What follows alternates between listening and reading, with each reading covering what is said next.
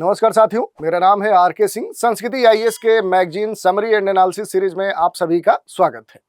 इस सीरीज के अंतर्गत आज हम जिस मैगजीन की चर्चा करने वाले हैं वो मैगजीन है मार्च 2025 की योजना मैगजीन। और ये जो मैगजीन है, इस मैगजीन के जो महत्वपूर्ण सारांश है, जो एनालिसिस है, वो हमारे संस्कृति आईएएस की मैगजीन अप्रैल माह का जो एडिशन है उसमें प्रकाशित हुआ है। तो इसी मैगजीन में प्रकाशित जो महत्वपूर्ण आर्टिकल्स हैं उन पर हम चर्चा करेंगे और ये भी देखेंगे कि उनसे जुड़े हुए कौन से महत्वपूर्ण फैक्ट्स हैं, कंसेप्ट्स हैं जो आपके आगामी परीक्षा के दृष्टिकोण के लिए महत्वपूर्ण हो सकते हैं या आपके इंटरव्यू के दृष्टिकोण से महत्वपूर्ण हो सकते हैं। उन सभी बिंदुओं पर एक एक करके डिटेल में हम चर्चा करेंगे। तो चलिए स्टार्ट करते हैं, देखते हैं कि ये जो मैगजीन है ये अप्रैल 2025 की संस्कृति आईएएस में प्रकाशित है। तो उसमें जो पहला हम आर्टिकल ले रहे हैं वो आर्टिकल क्या कह रहा है, तो ये बजट 2025 के बारे में डिटेल से जानकारी देता है। एक पूरा जो रोड मैप होता है, जो भारतीय अवसंरचना है, उसमें जो प्रगति हो सकती है, अब तक क्या प्रगति हुई है, आने वाले समय में क्या इसमें और आगे वृद्धि विकास देखने को मिल सकती है, प्रोग्रेस क्या हो सकता है। तो ये कह सकते हैं कि एक तरह से क्या है, ये रोड मैप को दर्शाता है। तो पहले हम क्या करेंगे कि जो पूरा मैगजीन में प्रकाशित जो शॉर्ट में जो एनालिसिस दिया गया है उसको दिखाएंगे। फिर ये भी हम आपको दिखाएंगे कि अगर इस पर आधारित प्रश्न पूछा जा रहा है, क्योंकि देखिए मैगजीन में क्या किया जाता है कि डिटेल में उसको एक तरह से प्रस्तुत किया जाता है, उसको भी देखिए शॉर्ट लिस्ट करके हमारी मैगजीन में प्रकाशित हुआ है, तब भी ये आर्टिकल कितना बड़ा हो रहा है। लेकिन अब उसको हम एक पेज में कैसे कन्वर्ट कर सकते हैं, जैसा कि कई सारे लोगों का ये क्वेरी था कि चूंकि इतने बड़े बड़े आर्टिकल्स जो आप बताते हैं, तो चूंकि हम डेप्थ में बताते हैं कि उसका कोई भी आयाम डायमेंशन आपसे छूटे ना, लेकिन इस समरी को जो आपके की पॉइंट है वो छाटने आने चाहिए, क्योंकि परीक्षा में आपको जो प्रेजेंट करना है वो मैक्सिमम आपको 200 to 300 में प्रेजेंट करना है। उसमें भी आपको फ्लो चार्ट, डायग्राम, मैप भी डालने के लिए आप स्वतंत्र हैं, तो और वर्ड लिमिट कम हो जाती है। तो उसको कैसे हम कन्वर्ट करेंगे वो भी इसमें हम देखने का प्रयास करेंगे। तो देखिए ये जो बजट 2025 के लिए पूरा रोड मैप की बात कही गई थी, तो इसमें जो महत्वपूर्ण की पॉइंट्स हैं उन पर पहले बात करेंगे। जिससे कहा गया है कि पिछले 10 वर्षों में जो राष्ट्रीय राजमार्ग है उनका जो नेटवर्क है वो 60% बढ़ चुका है। ये सारे की फैक्ट्स हैं। बहुत सारे अलग अलग भारत के जो सेक्टर्स हैं उनके बारे में पूरा ब्यौरा यहाँ पर दिया गया है और ये आपके पीटी और मुख्य परीक्षा दोनों दृष्टिकोण से महत्वपूर्ण है। तो पहले इन पर थोड़ा सा हम बात कर ले कि आखिर की पॉइंट्स क्या है जो आपके लिए सबसे महत्वपूर्ण हो सकते हैं। तो देखिए देश की जो 99% जो आबादी है वो ग्रामीण सड़कों से जुड़ चुकी है, ये यहाँ पर कहा गया है। नवीकरणीय जो ऊर्जा है उसकी जो क्षमता है वो तेजी से बढ़कर अब कुल ऊर्जा का लगभग 47% हो गई है। इसके अलावा केंद्रीय बजट 2025-26 और आर्थिक सर्वेक्षण जो 2024-25 आया था, इसमें भारत को वर्ष 2047 तक 300 खरब डॉलर की जो इकोनॉमी है वो बनाने का एक बड़ा ही महत्वाकांक्षी जो दृष्टिकोण है वो प्रस्तुत किया गया। तो ये देखिए एक तरह से आप देखेंगे प्रस्तावना में ये आप लिख सकते हैं, और ओवरऑल देखें तो ये सबसे महत्वपूर्ण जो की पॉइंट्स हैं उनके बारे में हमने चर्चा की। सरकार ने खास तौर पे इस बार के बजट में जो अवसंरचना है, उस इंफ्रास्ट्रक्चर के आधुनिकीकरण और जो आत्मनिर्भरता है उसको खास तौर पे फोकस किया है और इस पर ध्यान भी दिया है। और इसी के तहत अलग अलग जैसे क्षेत्र हैं, जैसे जलपोत निर्माण है या इस तरह के जो भी अलग अलग फील्ड हैं उन पर खास तौर पे ध्यान दिया जा रहा है। भारत की जो समुद्री क्षमता है उसको बढ़ाने, और इसके अलावा देखेंगे तो जो मैन्युफैक्चरिंग सेक्टर है उसमें जो रोजगार सृजन हो सकता है उस पर खास तौर पे, और ये जो जलपोत निर्माण एक इंडस्ट्री अलग से है, इसे अंतर्राष्ट्रीय स्तर पे विकसित करने का एक तरह से लक्ष्य निर्धारित किया गया है। तो ये सारी बातें कही गई हैं। इसके अलावा देखेंगे तो 2014 से लेकर 2024 के बीच में जो भारत की प्रगति है उसको डिटेल में यहाँ पर दर्शाया गया है। ये कहा गया है कि अलग अलग सेक्टर्स में ये वृद्धि किस स्तर पे हुई है, किस दर से हुई है, कितना हुई है। जैसे देखिए उदाहरण के तौर पे देखें तो राष्ट्रीय राजमार्ग का जो नेटवर्क है वो 60% की वृद्धि के साथ वर्ष 2014 में ये 91,287 किलोमीटर था। इससे बढ़कर ये कितना पहुंच गया है, तो 2024 में 1,46,145। तो देखिए कितना डेटा बढ़ गया। जहां यहां पर देखेंगे तो ये 91,000 है और इससे बढ़कर अब ये 1,46,000 के आसपास पहुंच चुके हैं। तो डेटा कितना बढ़ गया है। तो इस तरह की अलग अलग जो वृद्धि है वो दर्शाई गई है। खासतौर पे देखें, जैसे माल ढुलाई के बारे में कहा गया कि व्यय में 50% की उल्लेखनीय कमी की गई है। ऐसे ही बंदरगाहों के संदर्भ में कहा गया है कि वहां पर क्या स्थिति हुई है। इसके अलावा देखेंगे शहरी जो अवसंरचना है उसमें भी तेजी से वृद्धि हुई है। मेट्रो जो नेटवर्क है उसमें 4 गुना के दर से वृद्धि हुई है। तो ये सारी बातें कही गई हैं। इसके अलावा अगर देखेंगे तो यहाँ पर ये कहा गया कि भारतीय जो अवसंरचना है इसका एक नए युग के तौर पे पूरा इसको डिस्क्राइब किया गया है। वर्ष 2016 का जो रियल एस्टेट है, ये नियमन और विकास जो अधिनियम है इससे अब तक अपारदर्शी रहे जो जमीन जायदाद है उसके बाजार में अब पहले की अपेक्षा जो ट्रांसपेरेंसी है वो डेवलप की गई है। इसके अलावा जो जवाबदेहिता है उसको भी सुनिश्चित किया गया है। और इस तरह के जो भी सुधार है, वस्तु सेवा कर, उनके रेगुलेशन पर खास तौर पे यहाँ पर बातें कही गई हैं। जीएसटी के संदर्भ में, उसके रेगुलेशन के संदर्भ में अवसंरचना को कैसे और वृद्धि किया जा सकता है, ये सारी बातें कही गई हैं। इसके अलावा जो नेशनल इंफ्रास्ट्रक्चर जो पाइपलाइन है उसके बारे में भी यहाँ पर डिटेल में जो जानकारी है वो आपको दी गई है। इसके अलावा आप देखिए, भविष्य में अगर प्रवेश की जो गतिवर्धन है उसकी अगर बात करें तो इसमें संघीय जो बजट 2025-26 का आया था, इसमें खास तौर पे कुछ सेक्टर में विशेष तौर पे ध्यान दिया गया। इसे अलग से एक इंडस्ट्री के तौर पे डेवलप करने की बात कही गई। बजट 2025 में एक अन्य जो महत्वपूर्ण स्तंभ इसमें शामिल किया गया शहरी कायाकल्प जो कार्यक्रम है, ये आपको एक बार अच्छे से देख लेना है क्योंकि आगामी परीक्षाओं में ये आपसे पूछा जा सकता है। बेसिक जो जानकारी है वो हम बता रहे हैं कि ये जो शहरी कायाकल्प कार्यक्रम है इसमें 1 लाख करोड़ रुपए का जो शहरी चैलेंज कोष है वो बनाने की घोषणा सरकार ने की है, जिसमें स्मार्ट शहर में 25% जो बैंक ग्राह्य परियोजनाएं हैं, जल और स्वच्छता और संरचना और परिवहन जो उन्मुख विकास है उसके लिए धन की व्यवस्था की जाएगी। ये सारी बातें इसमें शामिल की गई हैं। इसके अलावा मेट्रो रेल विकास योजना में प्रतिवर्ष 300 किलोमीटर नई लाइनें बिछाने का लक्ष्य सरकार ने रखा है। सरकार आवासन को भी अब शीर्ष प्राथमिकता दे रही है। तो ये सारी बातें यहाँ पर शामिल की गई हैं। जैसा कि पहले हमने बताया कि बजट 2025-26 में जहाज निर्माण के क्षेत्र में खास तौर पे बात कही गई है। और ये इसलिए भी बात कही जा रही है कि भारत के अंतर्राष्ट्रीय व्यापार का जो 95% से अधिक जो हिस्सा है वो कहाँ से, किस ट्रांसपोर्टेशन के माध्यम से होता है, तो वो कहाँ से होता है, तो वो जल मार्ग से होता है। इसके अलावा देखिए, भारत की जो भौगोलिक अवस्थिति है, जो भू राजनीतिक अवस्थिति है, उस स्थिति को ध्यान में रखते हुए इस सेक्टर पर खास तौर पर सरकार ध्यान दे रही है। और देखें तो भारत दुनिया के तीसरी सबसे बड़ी अर्थव्यवस्था बनने की ओर चूंकि लगातार अग्रसर है, तो इस कारण से देश को नौवहन क्षेत्र में जो भी अब तक बड़े चैलेंजेस देखने को मिले हैं उनका समाधान करने के लिए इस सेक्टर पर खास तौर पर ध्यान देने की बात कही गई है। इसके अलावा जहाजों के स्वामित्व में भारत की जो वैश्विक हिस्सेदारी है वो केवल अभी 1.2% है, तो इसे बढ़ाने की भी बात कही गई है। भारत अपने लगभग 95% जो अंतर्राष्ट्रीय माल ढुलाई है वो इसी ट्रांसपोर्टेशन के माध्यम से करता है। तो इस कारण से भी इस पर सरकार खास तौर पे ध्यान दे रही है। और इसके अलावा देखें तो बहुत सारी बातें इस बार के बजट में शामिल की गई थी, उनको आप यहां से PDF के माध्यम से डाउनलोड करके देख सकते हैं। अगर आप इन्हें पढ़ना चाह रहे हैं तो की पॉइंट के माध्यम से हमने यहाँ पर इनको दे दिया है। इसके अलावा देखिए, कुछ बिंदु आपको जो जानने हैं, जैसे मेक इन इंडिया 2.0 है, उसको ओवरव्यू के बारे में भी आप देख सकते हैं। इससे जुड़ी हुई जितनी बातें हैं कि आखिर मैन्युफैक्चरिंग जो सेक्टर्स हैं कहाँ कहाँ पर सरकार ज़्यादा ध्यान दे रही है, गवर्नमेंट के इनिशिएटिव क्या है, इम्प्लीमेंटेशन के स्तर पे क्या बातें चल रही हैं, सर्विस सेक्टर पे क्या चेंजेज हो रहा है, एडिशनल जो मेजर्स हैं वो क्या हो रहे हैं, एक्सपेक्टेड जो इम्पैक्ट्स है वो क्या है। तो इस तरह की जितनी बातें हैं उनको आप यहाँ पर शामिल कर सकते हैं। तो इस तरह से पूरा हमने ब्यौरा आपको यहाँ पर दे दिया। अगला जो टॉपिक है वो भी महत्वपूर्ण है। ये आर्टिकल है बजट 2025-26, जो कर सुधार है उन पर क्या आगे कार्रवाई हुई है, इस कारण से ये जो आर्टिकल है ये चर्चा में है। तो देखिए, यहाँ पर खास तौर पे जो कर अनुपालन है उसको सरल बनाने के लिए जो टैक्सेशन है उसको खास तौर पे अपने देश में क्या किया जा रहा है, सरल सुगम बनाया जा रहा है, युक्त दरों से युक्त बनाया जा रहा है। और स्वैच्छिक जो भागीदारी है उसको प्रोत्साहित करने पर खास तौर पे ध्यान दिया जा रहा है। 2025-26 का जो आम बजट आया था, केंद्रीय जो बजट आया था, इसमें खास तौर पे देखें तो इस बजट में यानी कि 2025-26 का जो वित्त विधेयक आया, उसके वित्त विधेयक को लाने के पीछे जो उद्देश्य था वो भी काफ़ी महत्वपूर्ण माना गया, क्योंकि इसमें ये कहा गया कि अपने देश में जो भी व्यक्ति हैं, उनके जो व्यवसाय हैं, उनको उन पर जो उनका बोझ है उस बोझ को कम करना है, अनुपालन को सरल बनाना है और अधिक से अधिक जो निवेश है, इन्वेस्टमेंट है, उसके अनुकूल अपने देश में वातावरण को निर्मित करना है। तो ये सारी बातें यहाँ पर कही गई हैं। इसके अलावा देखेंगे तो मध्यम वर्ग के लिए इस बार खास राहत दी गई है। इस बार टैक्सेशन की जो प्रक्रिया लाई गई है, कर में कमी की गई है, आय में अधिक आसानी की बात कही गई है। इन सभी बिंदुओं को डिटेल में यहाँ पर दर्शाया गया है।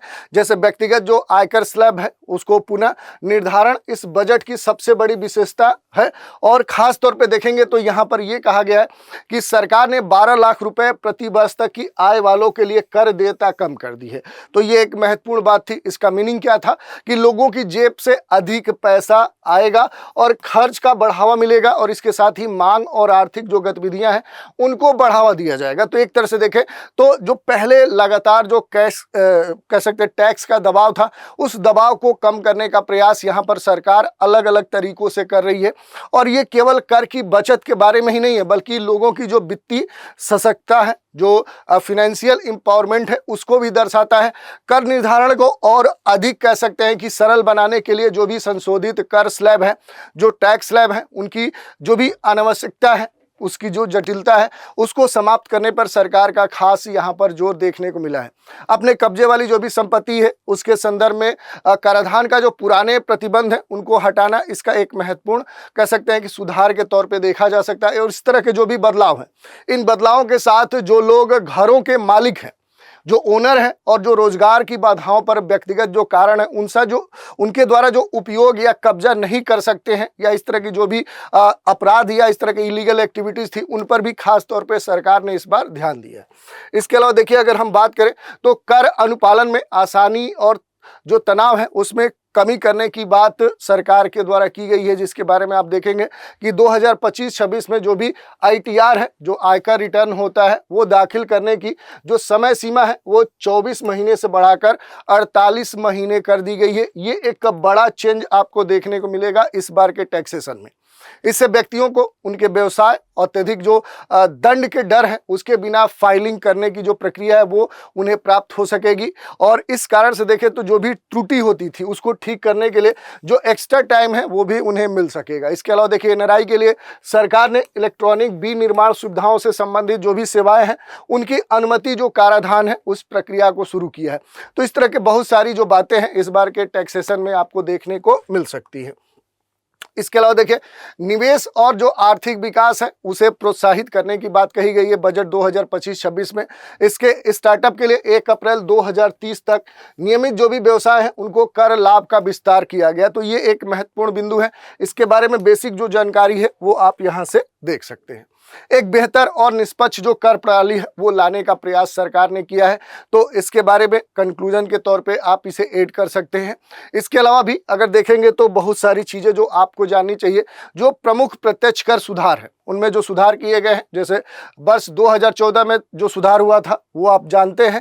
उसके अलावा देखें तो स्विस बैंक खातों में जमा जो काले धन है उसकी जांच के लिए विशेष जांच दल गठित किया गया था। तो ये बेसिक जो जानकारी है वो आप जानते हैं। 2015 में जो सुधार हुआ था वो भी आप जानते हैं कि संपत्ति कर अधिनियम जो 1957 है उसमें लगा संपत्ति कर समाप्त किया गया था। उसके बाद प्रभावी प्रबंधन के स्थान को अवधारणा के तौर पर लागू की गई थी। 2016 में देखें तो लेवी एक सी रखने वाली व्यवस्था लागू की गई थी। इसके अलावा भी बहुत सारी, जैसे पीएम गृह कल्याण योजना के लिए कोष एकत्र करने की आय घोषणा की योजना की गई थी। इसके अलावा 17 में जो सुधार किए गए थे उनके बारे में यहाँ पर दिया गया है।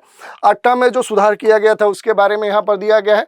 19 में, और 19 के बाद देखें तो बड़े स्तर पे 20 में, वर्ष 2020 बड़ा ही महत्वपूर्ण था। फेसलेस जो आकलन योजना 2020 है, फेसलेस अपीली जो योजना 2020 है, ये लागू की गई थी। निजी करदाताओं के लिए देखें तो नई आयकर व्यवस्था में रियायती कर दरें घोषित की गई थी। लाभांश जो वितरण है वो समाप्त कर दिया गया था। इसके अलावा देखें तो 2021 वाले वर्ष में 22 वाले में भी बड़े स्तर पे जो बदलाव है वो यहाँ पर किए गए थे, जिनको हमने यहाँ पर शॉर्ट लिस्ट कर दिया है। 2023 में आप देख सकते हैं कौन कौन से बड़े बदलाव किए गए हैं। और 2024 की बात करें तो सभी वर्गों के लिए खास तौर पे जो निवेशक हैं उनके लिए जो एंजल कर था वो समाप्त कर दिया गया था। हीरे बेचने वाली जो भी विदेशी कंपनियां हैं उनके लिए जो भी निगमित कर दर है वो 40% से घटाकर 35% कर दिया गया था। जो वैतनिक कर्मचारी हैं उनके लिए मानक कटौती 50,000 रुपये से बढ़ाकर ये कितना कर दिया गया, तो ये 75,000 रुपये कर दिया गया था। अब बात आती है असली, इस वर्ष 2025 के हिसाब से देखें तो 12 लाख रुपए तक का जो वार्षिक आय वाले हैं उन पर कोई भी आयकर नहीं है। वैतनिक कर्मचारियों के लिए ये जो राशि रखी गई है ये 12,75,000 रुपये रखी गई है। 3 वर्ष की अवधि के लिए ब्लॉक के लिए अंतर्राष्ट्रीय लेन देन पर आर्म्स लेंथ प्राइस योजना का प्रस्ताव इसमें प्रस्तावित है। सुरक्षित जो हार्बर नियम है उस क्षेत्र के विस्तार को खास तौर पे तवज्जो दिया गया है ताकि क्या हो सके कि मुकदमेबाजी कम हो और अंतर्राष्ट्रीय जो कर व्यवस्था है उसमें निश्चितता है। इलेक्ट्रॉनिक मैन्युफैक्चरिंग जो योजना है उनके लिए कर निश्चित किया गया है। स्टार्टअप के लिए स्थापना की अवधि है उसमें 5 वर्ष का विस्तार किया गया। तो ये कुछ महत्वपूर्ण जो परिवर्तन है वो देखने को मिले हैं।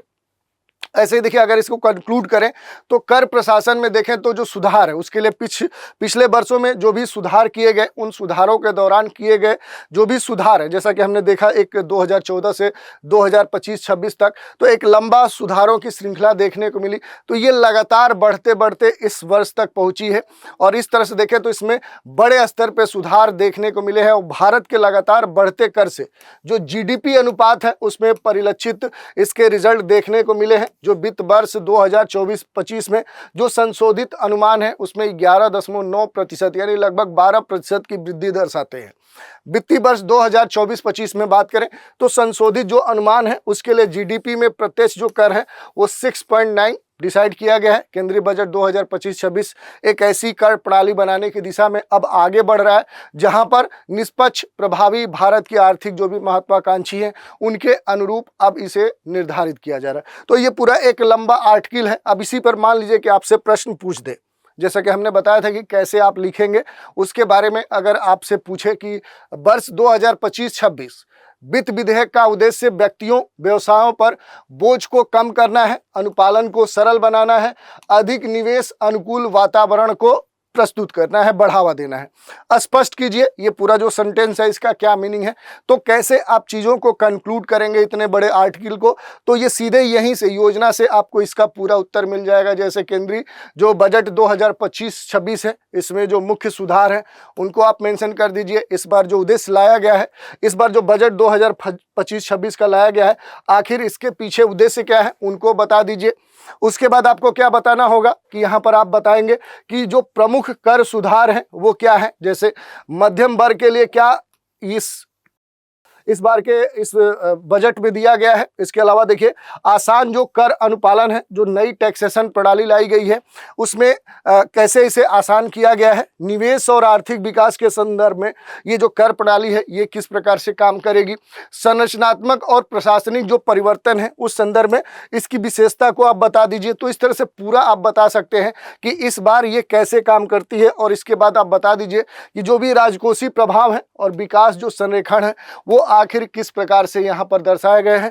और उसके बाद आप कंक्लूड कर दीजिए, इसका निष्कर्ष दे दीजिए। ये आपका उत्तर हो गया 250 से 300 वर्ड्स में। तो इस तरह से आप इसका उत्तर दे सकते हैं। चलिए अब नेक्स्ट आर्टिकल की बात कर लेते हैं। यह है पर्यावरण अनुकूल जो बजट है। ठीक है, इसकी बात कही जा रही है कि इस बार का जो बजट है वो पर्यावरण के अनुकूल है। ऐसा क्यों कहा जा रहा है? तो भारत ने अपनी जो भी प्रतिबद्धता है उसको समय सीमा से 1 दशक पहले ही सकल जो घरेलू उत्पाद है, जो GDP है, GDP आप सभी जानते होंगे, निहित जो कार्बन तीव्रता है, जो कार्बन एमिशन है, उसको ध्यान में रखते हुए जो अपने प्रयास हैं उनको काफ़ी पहले 2005 में ही शुरू कर दिया था। और इस पर अब जो रिजल्ट हैं वो देखने को मिल रहे हैं। जैसे अगर बात करेंगे कि इस वर्ष की जो स्थिति है कि भारत ने अपने राष्ट्रीय स्तर पे जो भी निर्धारित योगदान है उनके तहत 2030 तक जो उत्सर्जन है उसकी तीव्रता में कम करने का जो लक्ष्य है वो 45% कर दिया है। तो ये बड़ा ही एक महत्वपूर्ण विषय है। वित्तीय वर्ष 2025-26 के लिए जो केंद्रीय बजट है, केंद्रीय बजट ने भारत के जलवायु जो भी लक्ष्य है उनको उनके संदर्भ में देखें तो प्रतिबद्धता को मजबूत किया है। और देश की जो आर्थिक विकास योजनाएं हैं उनके अभिन्न हिस्से के रूप में इसे जोड़ा गया। इस बजट के तौर पे देखें तो जो क्लीन एनर्जी है, जो ट्रांसपोर्टेशन है, महत्वपूर्ण जो मिनरल्स हैं और जो जलवायु जो कार्रवाई है, जो क्लाइमेट एक्शन है, उस पर खास तौर पे ध्यान दिया गया। तो इस कारण से कहा जा रहा है कि क्लाइमेट बेस्ड बजट है। हरित क्षेत्रों की जो नीतियां हैं उनके कार्यान्वयन पर खास तौर पे इस बार बल दिया गया। जैसे वित्त मंत्रालय ने पर्यावरण, वन, जलवायु परिवर्तन मंत्रालय के बजट में लगभग 10% की क्या की है, इस बार वृद्धि की है। तो ये भारत सरकार की जो प्रतिबद्धता है कि बजट में उस बजट को जलवायु या पर्यावरण के अनुकूल बनाया जाए, उस चीज़ को दर्शाता है। इसका जो आवंटन है ये पिछले बजट के देखें तो लगभग 3125.96 करोड़ रुपए से बढ़ाकर इस बार आप देखेंगे तो 3412.82 करोड़ रुपए कर दिया गया है। और ये एक हरित क्षेत्रों में नीतियों और जो भी प्रबंधन है उनको सुधारने की भारत की जो प्रतिबद्धता है उसको ये दर्शाता है। तो इस तरह की जो बातें हैं वो इस बार इस बजट में शामिल की गई है। यही नहीं, खास तौर पे जो सोलर एनर्जी है उस पर भी इस बार के बजट में खास तौर पे जोर दिया गया है। कई सारे जो बजट एलोकेशन है उसको इस बार पिछले वर्ष के बजट से इस बार बढ़ा दिया गया। तो ये इस कारण से महत्वपूर्ण कहा जा रहा है। क्लीन एनर्जी के बारे में भी कहा गया है कि स्वच्छ ऊर्जा उत्पादन और निर्माण में जो संतुलन है, जो प्राथमिकता है, उसको सही तरीके से लागू किया जाना चाहिए। इसको ध्यान में रखते हुए इस बार के 2025-26 के बजट में खास तौर पे इसके लिए फंड जनरेट किया गया। तो ये सारी बातें इसमें जोड़ी गई हैं। इसके अलावा अगर आप देखेंगे तो 28वें अंतर्राष्ट्रीय जलवायु परिवर्तन सम्मेलन में भी खास तौर पे ध्यान देते हुए इस बजट में इसका उल्लेख किया गया है। इसके अलावा देखेंगे तो स्वदेशी जो छोटे मॉड्यूलर रिएक्टर है उनके बारे में भी खास तौर पे ये क्लाइमेट को ध्यान में रखते हुए या कह सकते हैं कि पर्यावरण को ध्यान में रखते हुए खास तौर पे यहाँ पर बातें जोड़ी गई हैं। तो ये हमने देखा। इसके अलावा भी अगर आप देखेंगे तो जो आवागमन है, जो ट्रांसपोर्टेशन सेक्टर है, उसके द्वारा जो भी पर्यावरण को क्षति हो रही थी तो उसको ध्यान में रखते हुए इस बार खास तौर पे जो नीतियां हैं वो बनाई गई हैं कि अलग अलग जो भी ट्रांसपोर्टेशन के जो मोड है उनमें कैसे समस्या देखने को मिल रही थी।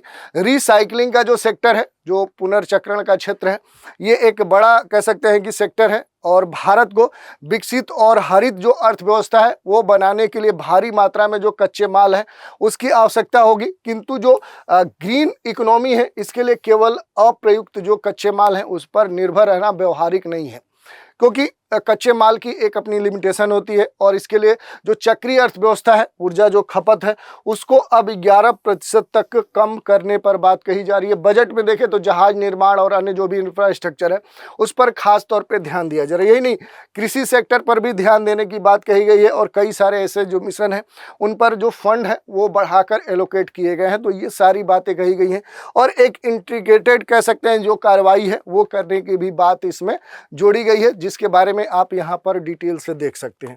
तो ये पूरा आर्टिकल है जो आपके लिए काफ़ी महत्वपूर्ण हो सकता है। अब बात कर लें महिलाओं के प्रति हिंसा की जो रोकथाम है, इससे जुड़ा हुआ एक आर्टिकल इसमें प्रकाशित हुआ है और इस पर थोड़ा सा हम बात करेंगे, क्योंकि महिलाओं के प्रति जो हिंसा है ये एक बड़ा मुद्दा है, सबसे अहम सामाजिक कानूनी चुनौतियों में से एक बनकर उभरा है और इसीलिए लगातार सुधरे हुए जो कानूनी प्रारूप हैं भारत में, नीतिगत जो प्रयास है, उसके बावजूद भी अभी भी भारत में महिलाओं को देखें तो जो घरेलू हिंसा है, डोमेस्टिक जो वायलेंस है, यौन जो प्रताड़ना है, यौन तस्करी है, या सम्मान के नाम पर देखें तो हत्या, साइबर हिंसा, कार्यस्थल पे इनके साथ जो प्रताड़ना की जा रही है, तो ऐसे जो अत्याचार है अब भी झेलने पड़ रहे हैं। और इस मुद्दे को समझने और हल करने के लिए एक खास तौर पे ऐसी जो बहुक्षेत्रीय जो पहल है अपनाना होगा, ऐसी बात सरकार का मानना है। और इसके लिए कानूनी, सामाजिक, शैक्षणिक, आर्थिक, टेक्नोलॉजी और आर्थिक जो हस्तक्षेप है उसको शामिल करना होगा। इसीलिए राष्ट्रीय जो महिला आयोग है इस मोर्चे पर सबसे आगे मुखर होकर वो बोल रहा है और नीतिगत जो भी जो सुधार है, जागरूकता जो अभियान है, या कहे तो संबंधित जो भी हितधारक हैं उनके साथ तालमेल बिठाकर इसके लिए काम करने की आवश्यकता है और महिलाओं के लिए अधिक सुरक्षित जो वातावरण है उसके निर्माण में भारत में सहयोग करना है, ये बात यहाँ पर कही गई है। इसके अलावा अगर आप देखेंगे तो खास तौर पे जो कानूनी और संस्थागत जो ढांचे हैं उसको मजबूत करने पर बात कही गई है। जैसे घरेलू हिंसा में जो महिला संरक्षण कानून है उसकी बात कही गई है। आपराधिक कानून संशोधन जो अधिनियम 2013 है, निर्भया कानून के नाम से भी जाना जाता है, इस पर बात करने के लिए कहा गया है। दहेज निषेध जो कानून 1961 है, इस पर बात कही गई है। इसके अलावा बाल जो शोषण अपराध संरक्षण अधिनियम पोक्सो जो 2012 है, इस एक्ट पर खास तौर पे बात कही गई कि इस कानून में जो भी अंतर्निहित कमियां हैं इसको रेगुलेशन के स्तर पे देखा जा रहा है कि उसको और मजबूत किया जाए। तो इस तरह की बहुत सारी जो बातें हैं वो यहाँ पर जोड़ी गई हैं। समुदाय आधारित जो सहायता प्रणाली है उसका विस्तार यहाँ पर किया गया है और सोच और मानसिकता बदलने के लिए जो भी इसमें शिक्षा की भूमिका हो सकती है उस पर भी बात करने की बात कही गई है। तो इसमें ये बात कही गई है कि कैसे लिंग आधारित जो हिंसा है उसको कम किया जा सकता है, इसके लिए जो भी संभावित जो उपाय हो सकते हैं उन पर बात कही गई है और महिलाओं को खास तौर पे इसके संदर्भ में कौन सी ट्रेनिंग दी जा सकती है जिससे ये ऐसे स्थानों पर अपना बचाव कर सकें। इनसे जुड़ी बहुत सारी जो बातें हैं वो यहाँ पर जोड़ी गई हैं। इसके अलावा देखिए महिला सुरक्षा में जो तकनीकी योगदान है उस पर भी यहाँ पर जोर दिया गया है। इसको आप देख सकते हैं, जैसे महिलाओं के प्रति जो भी हिंसा है उन हिंसा की चुनौतियों से निपटने में जो तकनीक है ये एक अहम भूमिका निभा सकती है। जैसे निर्भया, सिरोज, हिम्मत प्लस, ऐसे कई सारे मामले देखने को मिले जिसमें तकनीक का इस्तेमाल करके जल्दी से जल्दी इस तरह के जो भी मामले थे उनका समाधान किया गया, निपटारा किया गया और इसके संदर्भ में उन्हें दंड भी दिया गया। तो ये बात कही गई है।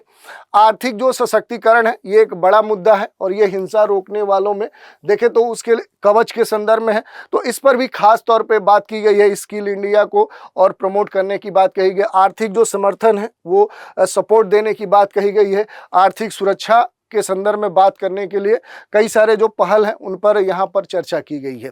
तो इस तरह के जो भी सुझाव हैं उन पर बात की गई है। महिलाओं के प्रति जो भी साइबर हिंसा है उस हिंसा जैसी जो समस्या है इसका समाधान कैसे किया जा सकता है और इससे जुड़े हुए जो भी पहल है उन पर बातचीत यहाँ पर कही गई है। यही नहीं, लिंग आधारित जो भी समस्याएं हैं उन हिंसाओं से निपटने के लिए सार्वजनिक और निजी जो भागीदारी है उसको कैसे महत्व दिया जा सकता है, लिंग ऑडिट पर बात की गई है।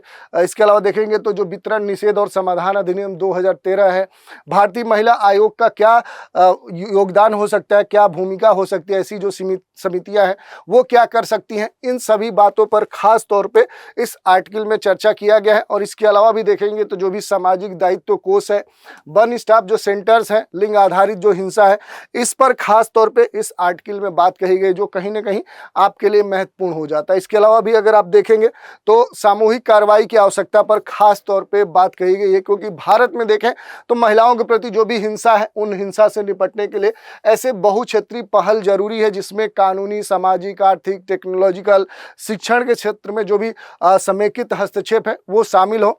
राष्ट्रीय महिला जो आयोग है ये महिलाओं के लिए सुरक्षित परिवेश बनाने के उद्देश्य से जो भी सरकारी एजेंसियां हैं, जो सिविल सोसाइटी है, जो निजी क्षेत्र है, उसमें सहयोग के लिए क्या हो, प्रतिबद्ध हो। तो इस तरह की पूरे डिटेल से यहाँ पर बातें कही गई है। तो ये कुछ महत्वपूर्ण आर्टिकल्स थे। एक दो आर्टिकल्स मैंने अपने तरफ से आज ऐड कर दिए हैं। जैसे भारत में जो जेंडर बस्टिंग है, जेंडर बस्टिंग इन इंडिया, ये आर्टिकल भी इसमें प्रकाशित हुआ है। तो शॉर्ट में इसके बारे में भी डिस्कस कर लेंगे कि जेंडर जो बस्टिंग है इसका मीनिंग क्या होता है, इसको कितने भागों में डिवाइड करते हैं, इसका उद्देश्य क्या है, और ये जो जेंडर बस्टिंग 2025-26 है इसकी जो मुख्य बातें हैं उन पर चर्चा करेंगे। इसमें कौन सी प्रगति हुई है, कौन सी चुनौतियां हैं, आगे की क्या राह होगी, तो इन सभी बिंदुओं पर थोड़ा थोड़ा बात करेंगे। जैसे देखिए, अगर बात करें जेंडर बस्टिंग की तो इसका जो उद्देश्य है राजकोषीय नीतियों में जेंडर जो दृष्टिकोण है उसको इंटीग्रेट करके एक समान संसाधन आवंटित सुनिश्चित करना, तो ये एक प्रमुख बात हो गई। और भारत में देखें तो इसकी जो शुरुआत है वो 2005-6 में शुरू कर दी गई थी और योजना जो है ये महिला सशक्तिकरण, जो विमेन एम्पावरमेंट है, समावेशी जो विकास है, उस पर खास तौर पे जोर देती है, उन्हें मजबूत करती है। जेंडर जो बजट 2025-26 है, इस पहल के प्रति देखें तो सरकार की निरंतर जो प्रतिबद्धता है वो देखने को मिली है। भारत के जेंडर बजट को दो भागों में विभाजित किया जा सकता है। पहला भाग ये है महिलाओं के लिए 100% आवंटन वाली जो योजनाएं हैं उनको शामिल किया जा सकता है। भाग बी में ऐसी योजनाएं जहां कम से कम 30% जो धन है वो महिला उन्मुख जो कार्यक्रम है उनके लिए आवंटित किया जा सकता है। तो सीधे पूछा जा सकता है कि भारत में जेंडर बस्टिंग पर टिप्पणी लिखिए, इस पर एक कह सकते हैं कि समालोचनात्मक इसका मूल्यांकन कीजिए, तो उसका यही उत्तर होगा। देखिए, जेंडर बस्टिंग को समझने की बात करें तो जेंडर जो बस्टिंग है इसका अगर हम बात करें कि इसका जो उद्देश्य होता है उसका मतलब क्या होता है, तो महिलाओं के लिए अलग से बजट बनाना नहीं होता है, बल्कि इसे जेंडरलेस के माध्यम से जो भी राजकोषीय आवंटन है उसका विश्लेषण करना इसमें शामिल किया जाता है। क्यों किया जाता है? कि ये सुनिश्चित किया जा सके कि जो भी पॉलिसीज बनाई जा रहे हैं, जो भी कार्यक्रम, जो भी स्कीम्स जो भी तैयार किए जा रहे हैं, वो उनका जो व्यय है वो लैंगिक समानता को बढ़ावा दे। तो इसका मतलब यही है, उद्देश्य के तौर पे देखें तो महिलाओं की जो भी ज़रूरतें हैं उन ज़रूरतों को समग्र आर्थिक जो नियोजन प्रक्रिया है उसमें एकीकृत करके जो भी लैंगिक असमानता है उसको, इस असमानता की खाई को पाटना है। तो ये एक बात हो गई जेंडर बजट 2025-26 की। जो मुख्य बातें हैं उनको यहाँ पर आप कोट कर सकते हैं। जैसे वित्त वर्ष 2025-26 के लिए जेंडर जो बजट है वो 2.36 लाख करोड़ रुपए है, जो पिछले वर्ष की तुलना में ये इस बार बढ़ा दिया गया 7%। ठीक है। दूसरी बात है कि ये कुल केंद्रीय बजट का कितना है, 4.9% है, और सकल घरेलू उत्पाद का ये कितना है, ये 0.6% है। कुछ और भी आवंटन किए गए हैं नए विकास के संदर्भ में, उनको भी आप देख सकते हैं और उनके बारे में जो भी जानकारी है उनको आप अपने उत्तर में कोट कर सकते हैं। अब इसमें अगर हम प्रगति और चुनौतियों की बात करें तो पिछले 2 दशक में देखें तो जेंडर बजट ने उल्लेखनीय सुधार किया गया है। जैसे स्कूलों में महिलाओं का जो नामांकन है वो पहले की अपेक्षा क्या हुआ है, वो बढ़ गया है, क्योंकि शिक्षा में देखें तो लैंगिक जो समानता सूचकांक है उसमें भी उल्लेखनीय सुधार देखने को मिला है। यही नहीं, मातृ स्वास्थ्य सेवा तक पहुंच में वृद्धि हुई है, वित्तीय समावेशन में भी वृद्धि देखने को मिली है। तो ये क्यों हो रहा है? जैसे मातृ स्वास्थ्य सेवा तक जो पहुंच है उसमें वृद्धि क्यों हो रहा है, तो जो भी संस्थागत जो प्रसव है उसमें वृद्धि देखने को मिली है, जिससे मातृ मृत्यु दर में कमी दर्ज की गई है। वित्तीय समावेशन की बात करें, जो फाइनेंशियल इंक्लूजन है उसमें जो ग्रोथ दर्शाई गई है, जन धन जो योजना है उसके तहत देखें तो बैंक खाते वाली जो भी महिलाएं हैं उनकी संख्या में वृद्धि देखने को मिली है। लेकिन इस प्रोग्रेस के साथ देखें तो कई सारे चैलेंजेस भी देखने को मिले हैं। जैसे लिंग वेतन में अंतर देखने को मिला है, कार्यबल में कम प्रतिनिधित्व देखने को मिला है, लिंग जो बजटिंग है उसके बारे में जो भी सीमित जागरूकता है वो एक बड़ा चैलेंज है। अब इस चैलेंज होने के बावजूद भी आगे की जो राह है वो क्या हो सकती है, इसके लिए कई सारे जो उपाय हैं वो आपसे यहाँ पर एक्सपेक्ट किया जाएगा उत्तर में कि आप बताएं कि कौन से उपाय किए जा सकते हैं। तो देखिए, जैसे बढ़ी हुई जो निगरानी है, जो मूल्यांकन है, उस पर खास तौर पे ध्यान देना होगा। राज्य स्तरीय जो लिंग बजटिंग है उस पर ध्यान देना होगा, क्षमता निर्माण पर ध्यान देना होगा, और उसके बाद जो जन जागरूकता है वो सबसे महत्वपूर्ण बिंदु है। तो इस तरह से आपने इंट्रो, मेन बॉडी, और उसके बाद आप क्या दे देंगे, उसका कंक्लूजन दे देंगे कि लिंग समानता को आगे बढ़ाने, आर्थिक जो समावेशिता है वो सुनिश्चित करने में लिंग बजटिंग एक महत्वपूर्ण भूमिका निभाता है। जेंडर बजट 2025-26 प्रमुख कल्याणकारी जो योजना है उसके लिए आवंटन बढ़ाकर महिलाओं को सशक्त बनाने की दिशा में सरकार का एक बड़ा भी अहम प्रयास है, उसको दर्शाता है। तो इस तरह की जो बातें हैं वो आप यहाँ पर दे सकते हैं। एक और आर्टिकल हमने यहाँ पर ऐड किया है, भारत में जो हरित बजट है, जैसा कि हमने बताया कि पर्यावरण जो अनुकूल बजट है जिस पर हमने लंबे तौर पे चर्चा की, लेकिन उसी को यहाँ पर हम थोड़ा सा समराइज कर देंगे कि अगर आपसे प्रश्न पूछता है कि भारत में हरित जो बजट है, जो ग्रीन बजटिंग इन इंडिया है, इस पर क्या करिए, टिप्पणी लिखिए, इस पर 60 नोट्स लिखिए, या इस पर अगर लॉन्ग क्वेश्चन पूछता है तो कैसे आप उसे फ्रेम में डालेंगे, कैसे उसमें उसको एक उत्तर के प्रारूप पर रखेंगे, उसको हमने यहाँ पर एक तरह से देखें तो डिटेल में कवर किया है। इसको भी आप चाहे तो शॉर्ट में कर सकते हैं। तो देखिए, भारत में जो हरित बजट है, केंद्रीय बजट 2025 जो 26 है, ये स्वच्छ ऊर्जा, पर्यावरण संरक्षण और जो संधारणीय जो कृषि है उसके लिए आवंटन बढ़ाकर जलवायु लक्ष्यों के प्रति भारत की जो प्रतिबद्धता है उसको मजबूत बनाता है। तो ये पहली बात आपने डाल दी। दूसरी बात है कि बजट में भारत को कम कार्बन वाली जो भी अर्थव्यवस्थाएं हैं उनकी ओर ले जाने के लिए सौर ऊर्जा विस्तार, इलेक्ट्रिक जो मोबिलिटी है, सर्कुलर जो इकोनॉमी है, ग्रीन जो हाइड्रोजन है, उस पर खास तौर पे जोर दिया जा रहा है। और इसके तहत कई सारी बातें कही गई हैं, जैसे जलवायु प्रतिबद्धताओं में भारत की जो प्रगति है वो 2005 के स्तर से कार्बन जो तीव्रता है उसमें 36% की कमी की गई है, और लक्ष्य और आगे बढ़ा दिया गया। इसके बारे में भी कुछ डेटा आप दे सकते हैं।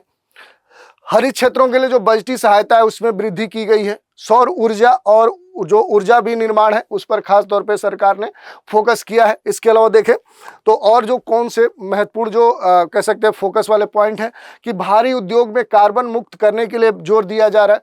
बुनियादी ढांचा और जो सोलर एनर्जी है उस पर फोकस किया गया है। किन किन क्षेत्रों में किया गया वो हमने यहाँ पर मेंशन कर दिया है। जो इलेक्ट्रिक मोबिलिटी है, जो सर्कुलर इकोनॉमी है, इस पर सरकार का ध्यान है। कहाँ कहाँ पर ध्यान है वो हमने मेंशन कर दिया है। और उसके बाद आप देखेंगे तो जलवायु जो लचीली कृषि खाद्य सुरक्षा है वो सुनिश्चित करने के लिए जलवायु प्रेरित जो भी जोखिम है उनके खिलाफ किसानों को समर्थ बनाया जा रहा है। जो भी सिंचाई की बुनियादी ढांचे हैं उसमें सुधार किया जा रहा है।